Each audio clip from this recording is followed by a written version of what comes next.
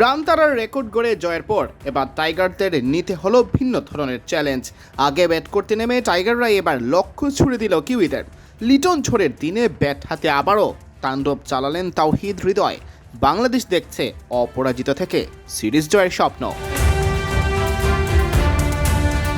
আগের ম্যাচে টস জিতে ফিল্ডিং নিয়েছিল বাংলাদেশ, এবার কিউইরাই টস জিতে বাংলাদেশকে পাঠায় আগে ব্যাটিংয়ে। প্রথমে ভালো শুরুর ইঙ্গিত দিচ্ছিলেন সাইফ হাসান ও তানজিদ হাসান তামিম, তবে সাইফ ভালো শুরু পেলেও লেনক্সের শিকার হয়ে সাজ করে ফেরেন 11 বলে 16 রান করে। দলীয় 21 রানে প্রথম উইকেট হারানো বাংলাদেশ দ্বিতীয় ও তৃতীয় উইকেট হারায় দলীয় 35 রানে পঞ্চম ওভারে পরপর 2 বলে। তানজিদ হাসান তামিম ধুঁকতে থাকেন, এদিনও 10 বলে রান করেছেন 6। আর পারভেজ হোসেন ইমন এবার গোল্ডেন ডাকের শিকার। চাপ দূর করার দায়িত্বটা নিজের কাঁধেই তুলে নেন অধিনায়ক লিটন দাস।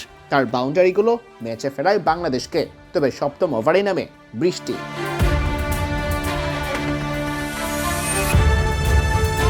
মেঘ বৃষ্টি রোদের লুকোচুরিতে খেলা গড়ায় কার্টেল ওভারে। মাঠকর্মীদের নিদারুণ পরিশ্রমে দ্রুতই মাঠ খেলার উপযোগী হয়ে ওঠে, তবে বৃষ্টিতে ইনিংসের দৈর্ঘ্য কমে আসে 15 ওভারে।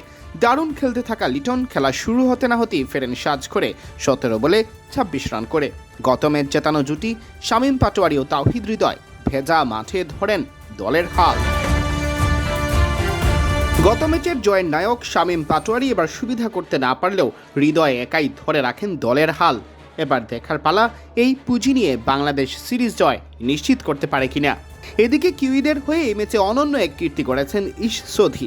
শামীমের উইকেট শিকার করে টি-20 ফরম্যাটে নিউজিল্যান্ডের হয়ে সর্বোচ্চ উইকেট শিকারী বনে গেছেন এই স্পিনার। সিয়াম চৌধুরী, বিডি ক্রিক টাইম।